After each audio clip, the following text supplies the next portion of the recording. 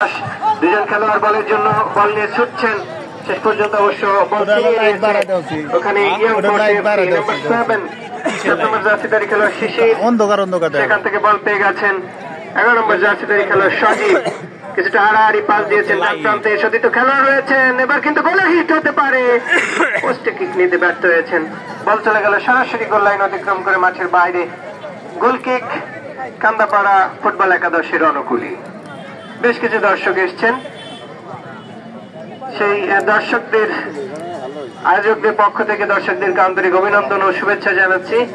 ঋত্বিক তিনি ডান প্রান্ত থেকে যে কিকটি নিয়েছিলেন পোস্টে রাখতে ব্যর্থ হন এবং বল চলে যায় গোল লাইন অতিক্রম করে মাঠের বাইরে।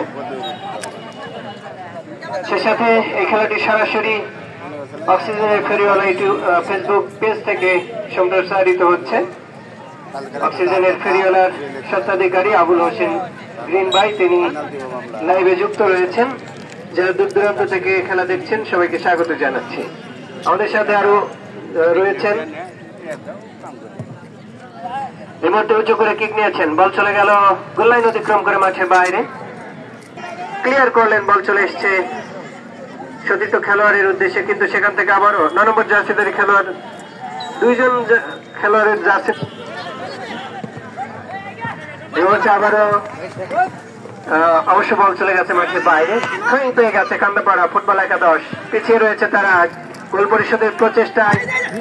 শেষ পর্যন্ত অবশ্য বল চলে এসছে মাঠের বাইরে। ইয়াংস্টার ক্লাব আজকে 1-0 গিয়ে রয়েছে এই মুহূর্তে ইয়াং ফোর্স এফসি।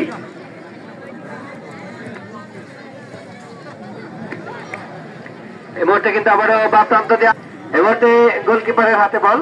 9 নম্বর জার্সিধারী খেলোয়াড় সজীব তিনি গোল করেছেন, আমরা ইতিমধ্যে জানতে পেরেছি, এবং সজীবের গোলে কিন্তু এগিয়ে রয়েছে এই মুহূর্তে রক্ষকবাগ থেকে। ক্লিয়ার করে দিয়েছেন ওখানে 13 নম্বর জার্সিধারী খেলোয়াড় জীবন। আবারও উঁচু করে কিক করেছেন, দুজন খেলোয়াড় বলের দিকে তাকিয়ে আছেন। গোলকিপার গোল পোস্ট থেকে বেরিয়ে এসে বলকে ক্লিয়ার করবার চেষ্টা। উঁচু করে কিক নিয়েছেন, এই মুহূর্তে সেন্টার জোনে বল নিয়ন্ত্রণে নিয়েছে আবারও কান্দাপাড়া।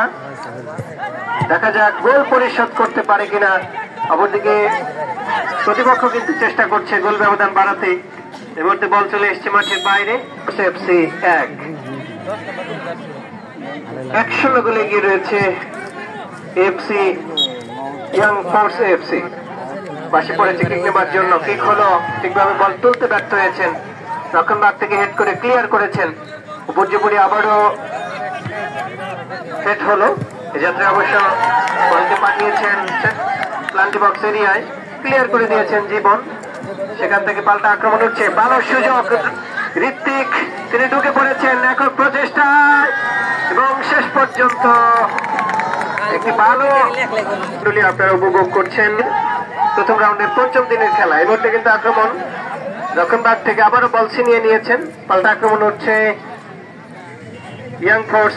এবার দেখা যাক, লাস্ট পাসটি ভালো হয়নি, রক্ষণভাগের খেলোয়াড় জীবন তিনি বলটাকে ক্লিয়ার করেছেন, বল চলে গেছে পশ্চিম পার্শ্বরেখার বাইরে। থ্রোয়িং, বেশ কিছু দর্শক এসছেন, সবাইকে স্বাগত জানাচ্ছি। আবারও বল মাঠের দুজন খেলোয়াড়ের হেড করে ক্লিয়ার করেছেন, ঠিকভাবে ক্লিয়ার হয়নি, বল নিয়ে ঢুকছেন একক প্রচেষ্টায়।